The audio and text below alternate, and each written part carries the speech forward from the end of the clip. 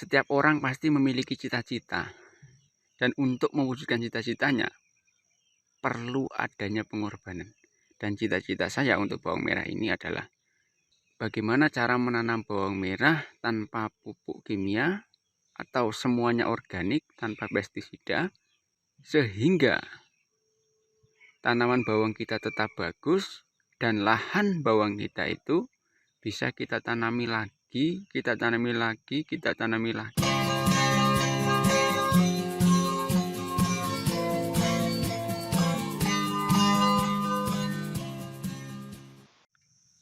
Assalamualaikum warahmatullahi wabarakatuh. Sahabat SM dimanapun Anda berada. Pada hari ini teman-teman, ini kita lagi bikin video tentang cara menanam bawang merah tanpa menggunakan pupuk kimia ya, atau organik. Dan di sini penanaman bawang merah kita ini juga tidak menggunakan pestisida ya teman-teman. Jadi semuanya serba organik. Inilah hasilnya teman-teman dari tanaman kita. Bisa dilihat ya, alhamdulillah cukup bagus. Dan percobaan ini sudah SM lakukan lebih dari 3 kali. Ini yang kelima teman-teman. Untuk itu SM ingin berbagi bagaimana cara kita membuat tanaman bawang merah ini bisa tumbuh bagus dengan perawatan organik ya teman-teman. Dan bisa dilihat lahan yang kita pakai itu lahan darat ini ya. Ini lahan darat, bukan lahan persawahan, lahan kering seperti ini. Dan ini kita berada di daerah perumahan ini. Daerah perumahan, kebetulan di belakang rumah yang saya tempati ini masih memiliki lahan yang luas ya teman-teman. Jadi bisa kita tanami bawang merah. Bisa dilihat seperti ini. Langsung saja ya teman-teman, bagaimana caranya saya menanam bawang merah organik ini. Jadi dalam penanaman bawang organik ini ada beberapa hal yang perlu kita perhatikan ya teman-teman. Yang pertama, pengolahan tanah tentunya, atau persiapan lahan.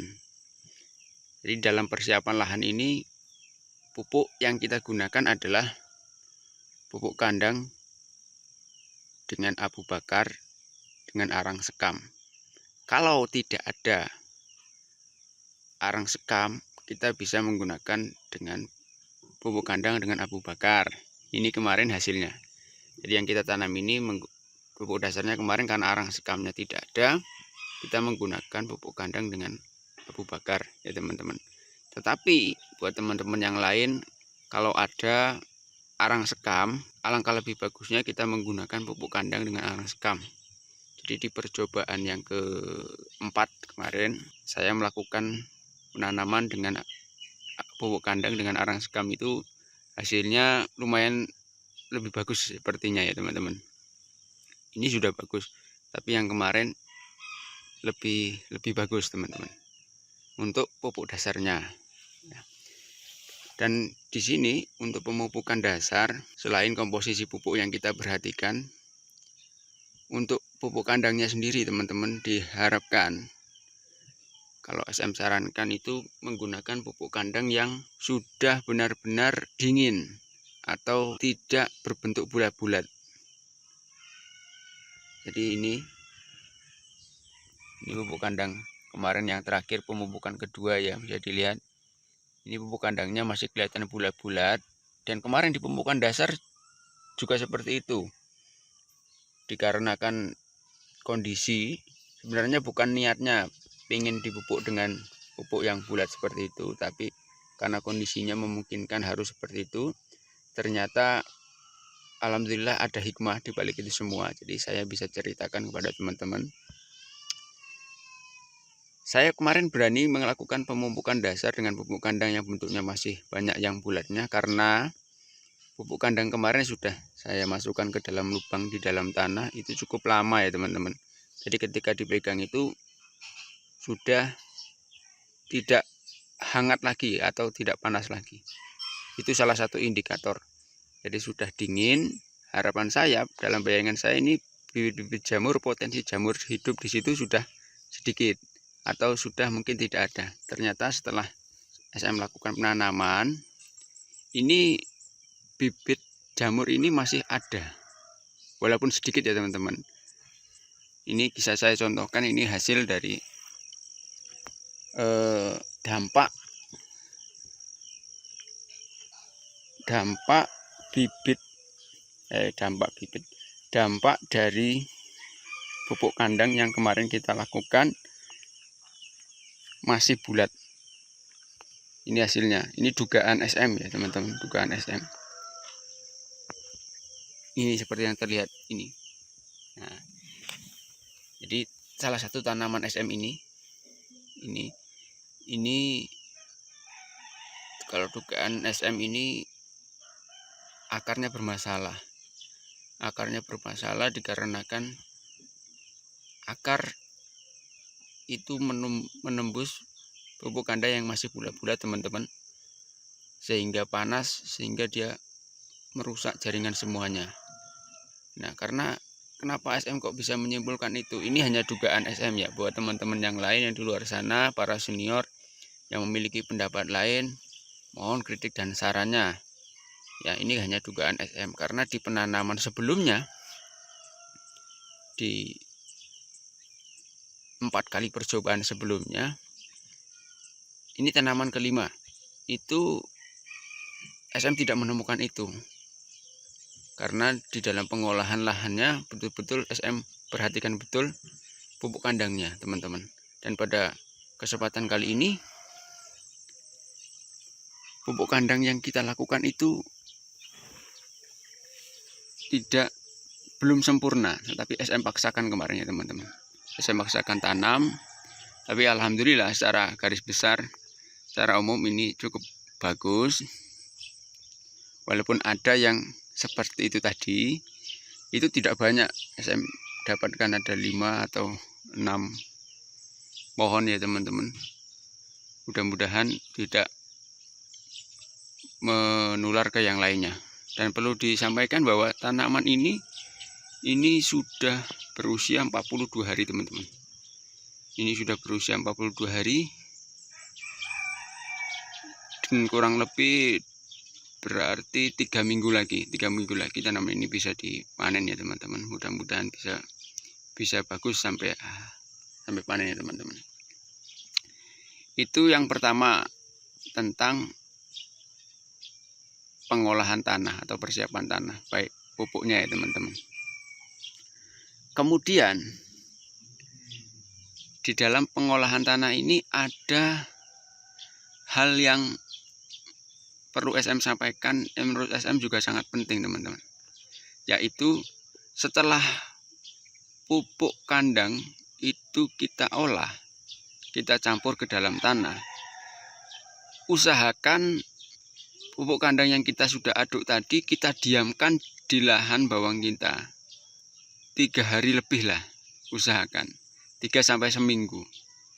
Jangan kita lakukan penanaman langsung setelah pengadukan pupuk kandang, pencampuran pupuk kandang dengan arang sekamnya di lahan kita teman-teman. Tetapi ini juga tentunya untuk pupuk kandang yang seperti tadi, yaitu pupuk kandang yang memungkinkan ada bibit jamurnya. Tetapi kalau bagi teman-teman yang pupuk kandangnya sudah dihancurkan, sudah halus, sudah dipastikan betul-betul tidak ada jamurnya lagi, kita berani saja ngaduk sekarang langsung nanam, berani saja. Tetapi untuk pupuk kandangnya yang masih kira-kira masih memiliki suhu panas yang memungkinkan jamur hidup, sebaiknya didiamkan dulu 3 sampai seminggu teman-teman. Karena di percobaan ini sangat terlihat bedanya teman-teman. Jadi di 3 baris yang SM tanam ini sudah didiamkan lahannya kurang lebih seminggu. Karena waktu itu sudah SM aduk, kemudian hujan terus berhenti. Jadi terpaksa sebenarnya diam. Dan yang sebelah sini ini ada 3 bedeng yang SM lakukan pengaduan langsung besoknya nanam teman-teman. Kita lihat nih, ini ada Cuma sedikit sih, yang lainnya juga bagus. Cuman hasilnya kita lihat ini ya, pertumbuhannya kurang maksimal. Dan ini SM simpulkan itu dari pengolahan lahan yang terlalu cepat ditanam. Ya teman-teman. Karena di dalam 3 bedeng itu, 3 bedeng yang lainnya yang kemarin langsung SM aduk, kemudian langsung ditanam, itu ada yang seperti ini. Hampir semuanya ada yang seperti ini. Dan 3 bedeng sebelumnya itu tidak ada teman-teman. Bisa kita lihat. Bisa kita lihat ya. Tidak ada. Semuanya bagus. Jadi itu masih ke dalam pengolahan lahan ya teman-teman. Dan yang kedua, setelah pengolahan tadi kita siapkan rahasia SM dalam penanaman bawang organik ini, karena kita tidak menggunakan pestisida ya teman-teman. Tentunya dan juga kita menanam bawang ini di darat seperti ini. Penyiraman itu dilakukan secara intensif teman-teman. Penyiraman. Jadi SM ini melakukan penyiraman pagi dan sore. Ini enggak basah banget, tidak. SM hanya menyiramnya sekilas-sekilas saja, tetapi rutin pagi dan sore teman-teman. Apa tujuannya?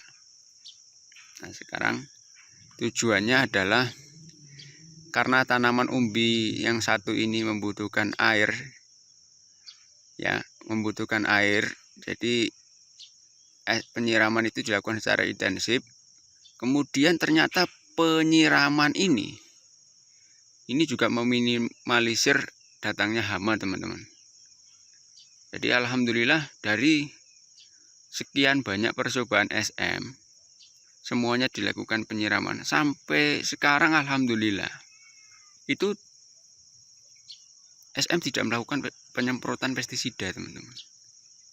Dan SM menyimpulkan ini juga dipengaruhi dari penyiraman secara intensif teman-teman. Jadi ketika kita mau bermain logika, bagi para petani tentunya sudah banyak pengalamannya. Ketika kita diguyur musim hujan, tanaman kita itu cenderung hama yang kelihatan seperti kutu-kutuan atau belalang yang lainnya. Ketika musim hujan, hama itu seperti menghilang teman-teman. Mungkin perkembangbiakannya itu terganggu sehingga hama itu tidak cepat seperti musim kemarau. Jadi hama yang kelihatan oleh kasat mata, oleh mata kita itu kalau dia basah atau musim hujan itu perkembangannya sangat lambat teman-teman. Jadi itu yang melatar belakangi SM menyimpulkan bahwasanya penyiraman secara intensif ternyata dapat mengurangi hama teman-teman. Jadi ketika hama itu tidak ada atau sedikit, kita bisa menanggulanginya secara manual dengan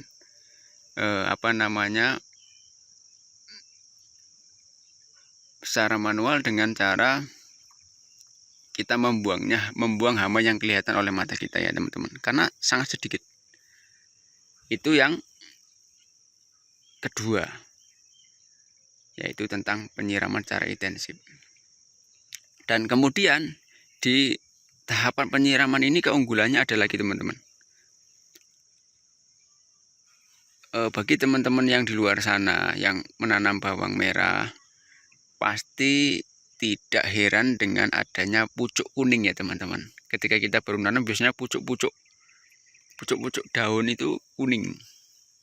Itu pasti tidak heran sekali. Dan biasanya kita sibuk ini gimana mengatasinya. Kan banyak sekali pertanyaan-pertanyaan seperti itu ya teman-teman. Perlu SM sampaikan, tanaman SM ini juga kemarin itu kebetulan pas umur 1 sampai 10 hari itu kemarau. Jadi SM siram secara intensif, bagus pertumbuhannya. Dari 10 sampai 20 hari itu hujan itu seperti disiram tiap hari dan tidak berhenti teman-teman. tiap hari dan tidak berhenti. Alhasil banyak pucuk-pucuk bawang merah ini yang kuning, teman-teman. Tadinya SM juga berpikir bagaimana cara mengatasinya ini. Kira-kira sembuh apa tidak ini. Tapi alhamdulillah dengan lakukan penyiraman secara intensif tadi, jadi setelah musim hujan kita siram, ya lebih baiknya itu setelah hujan juga kita siram, terutama pagi dan sore, teman-teman. Pagi dan sore kita siram.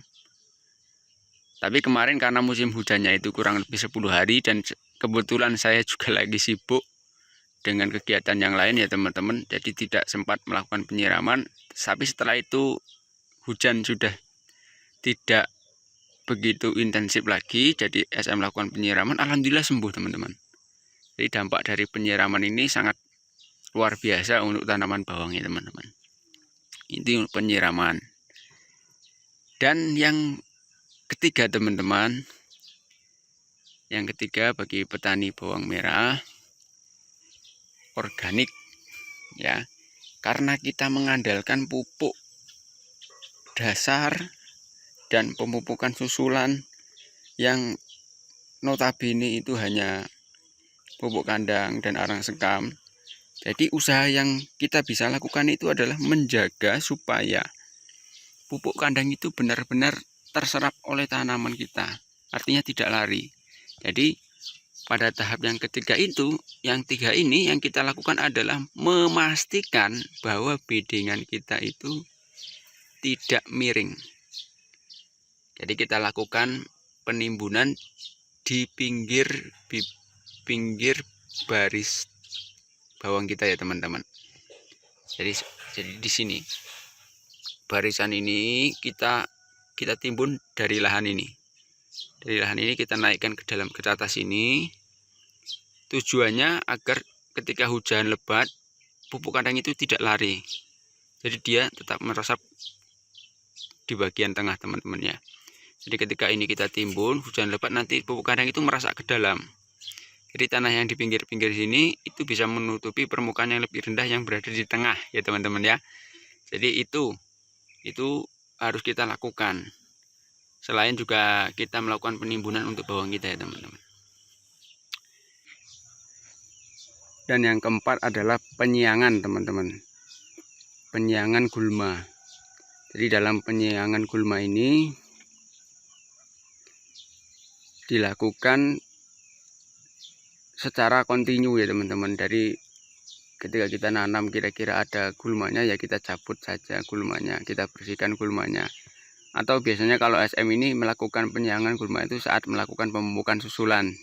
Saat melakukan pemupukan susulan ya teman-teman. Baik pemupukan susulan pertama maupun kedua.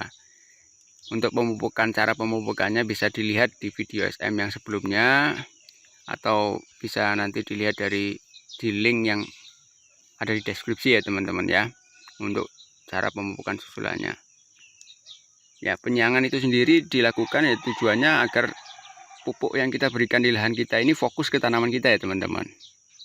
Dan yang terakhir ini adalah yang sedang saya lakukan pada pagi hari ini teman-teman, yaitu pembuangan daun-daun kering, daun-daun yang kuning seperti ini teman-teman.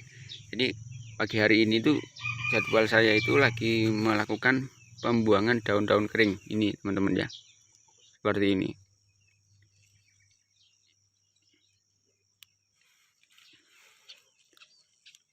Ini kita buang daun-daun kering ini hasilnya nih. Ini udah cukup dapat banyak nih di ember ini. Nah, ini teman-teman ya. Ini kita lakukan pembuangan teman-teman. Tujuannya apa? Ini biasanya kalau SM melakukan hal-hal seperti ini nih hal kecil, pasti banyak yang komen, ribet banget mas. Ini kalau sehektar lah waktunya berapa? Pasti seperti itu. Banyak yang komen seperti ini. Terkadang saya ini menanggapinya itu lucu sebenarnya. Bagi seorang petani ini lucu. Jadi buat teman-teman semuanya yang banyak pasti menanyakan hal-hal seperti itu. Ribet sekali ini. Kalau sekter nanti selesainya berapa hari seperti itu. Jadi kita ini memiliki cita-cita ya teman-teman. Semua orang itu pasti memiliki cita-cita.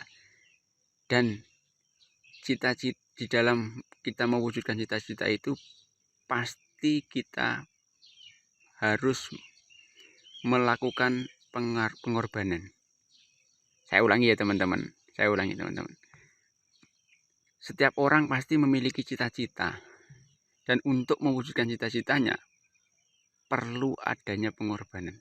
Dan cita-cita saya untuk bawang merah ini adalah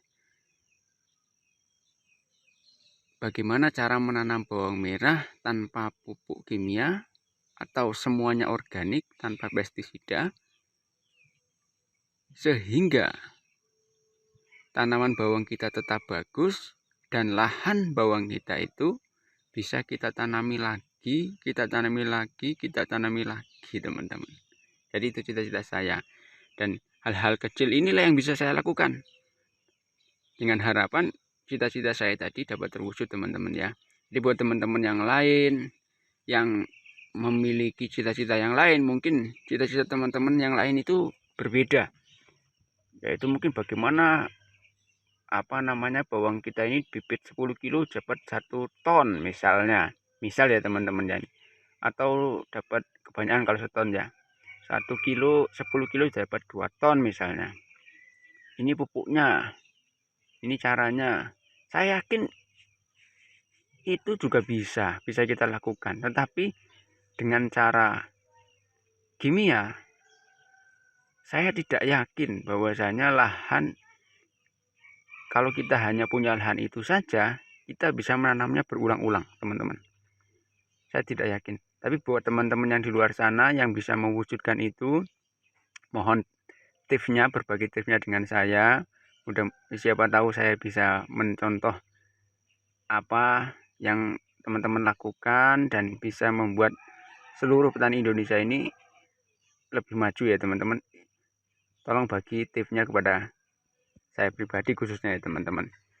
Jadi buat teman-teman yang lain, kalau saya melakukan hal-hal seperti ini masih bertanya ribet, inilah cita-cita saya, inilah misi saya, yaitu melakukan pembuangan daun-daun kering ini supaya tanaman bawang saya ini bisa bagus, umbinya besar, dan lahan ini bisa kita tanami berulang-ulang teman-teman. Dan sekarang ini saya memiliki sedikit lahan yang saya sedang lakukan percobaan dengan pupuk yang biasa saya gunakan ini. Sudah berapa kali bawang merah itu bisa hidup dengan bagus. Nah, dengan bagus ya teman-teman. Dan ini sudah percobaan ketiga, alhamdulillah masih bagus di lahan yang satu ya teman-teman. Rencana saya lahan itu akan saya coba terus menerus sampai kira-kira tanah itu tidak sanggup lagi. Tanaman bawang itu tidak sanggup hidup di situ lagi teman-teman. Itu cita-cita saya. Jadi mohon doanya supaya apa yang saya cita-citakan ini bisa terwujud teman-teman ya. Dengan cara ya, kalau ada kesalahan dari saya mohon dikritik dan mohon diberi masukannya agar buat teman-teman yang lain yang sudah senior yang menghadapi masalah bawang merah ini bisa berbagi info dengan saya teman-teman. Itulah sedikit teman-teman bagaimana cara SM melakukan penanaman bawang merah tanpa pupuk kimia, tanpa pestisida, atau cara menanam bawang merah organik. Mudah-mudahan bisa bermanfaat buat teman-teman sekalian. Mudah-mudahan bisa menambah wawasan kita tentang bagaimana kita dalam berbudidaya bawang merah. Ayo terus semangat, kita lakukan yang kita bisa untuk Indonesia agar pertanian Indonesia kita ini lebih maju. Maju terus petani Indonesia. Salam SM.